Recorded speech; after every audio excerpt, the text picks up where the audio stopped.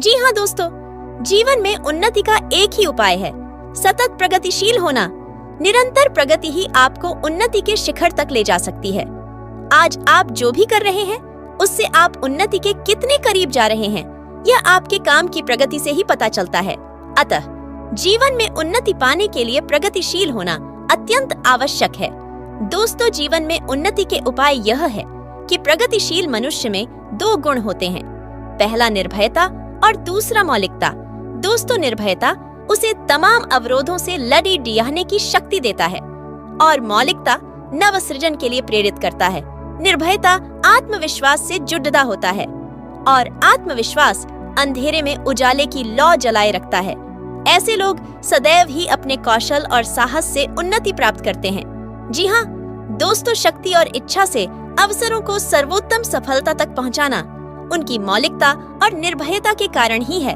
परंतु एक प्रगतिशील मनुष्य केवल अपनी प्रगति से संतुष्ट नहीं होता, वह समाज की प्रगति के लिए भी प्रयत्नशील रहता है। दोस्तों, और ऐसा कहा भी गया है, सतत उन्नति एक लक्ष्य है जिसकी प्राप्ति के लिए सभी मानव समाजों को प्रयत्नशील रहना चाहिए। ऐसा कहा जाता है कि सतत विकास एक आदर्श है जिसे आज के किसी भी समाज द्वारा इससे मिलते जुलते किसी रूप में नहीं प्राप्त किया जा सका है। फिर जैसा कि न्याय, समानता और स्वतंत्रता के साथ है, सतत विकास को एक आदर्श के रूप में प्रोत्साहित करना चाहिए। एक लक्ष्य जिसकी प्राप्ति के लिए सभी मानव समाजों को प्रयत्नशील रहना चाहिए। मेरे अनुसार इसके लिए मानसिक साधना की आवश्यकता होगी। वैसे भी मानसिक साधना के तीनों सोपानों स्वाध्याय, सत्संग और सेवा में सबसे ज्यादा महत्व सेवा का है। दोस्तों, मौलिकता वह आवश्यक शक्ति है जो आपके अंदर ही छिपी है।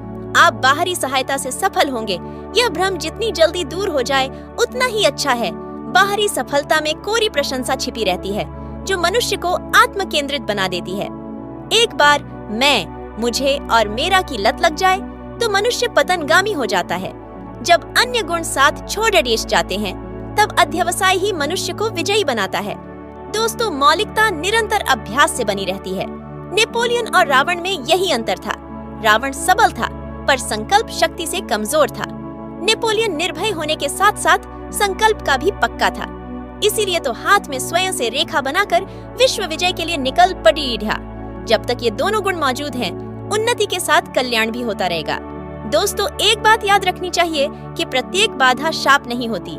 जीवन की प्रारंभिक बाधाएं बहुधा आशीर्वाद होती है, क्योंकि ये हमें मुश्किल परिस्थितियों से लड़ डिहना सिखाती है।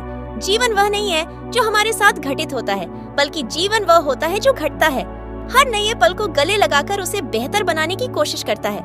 इससे न हम सिर्फ जिंदा रहते हैं, बल्कि लगातार उन्नति की ओर अग्रसर भी होते हैं। जीती हुई कठिनाइयाँ न केवल हमें शिक्षा देती है, बल्कि हमें साहसी भी बनाती है। इस संदर्भ में सुकरात की जीवनी सटीक है। दोस्तों, इसी प्रकार एक सच्ची कहानी यह है कि सुकरात की पत्नी क्रोधी स्वभाव की थी और अक्सर उन्हें अपशब्द बोलती रहती थी। एक बार उनके एक शिष्य ने कहा कि उनकी पत्नी उनके योग्य नहीं। सुकरात बोले, नहीं, यह गलत है। वह ठोकर लगा लगा कर देखती रहती है कि मैं कच्चा हूँ या पक्का, यानी मेरी सहन शक्ति कितनी है। अगर मैं भी उसकी तरह बन जाऊं तो फिर महात्मा कैसे कहलाऊं। दोस्तों, प्रगतिवादी मनुष्य अतीत से ही वर्तमान को गढ़ने का बीज ग्रहण करता है, जिसे अनुकूल स्थिति प्रदान कर फलने फूलने लायक बनाता है।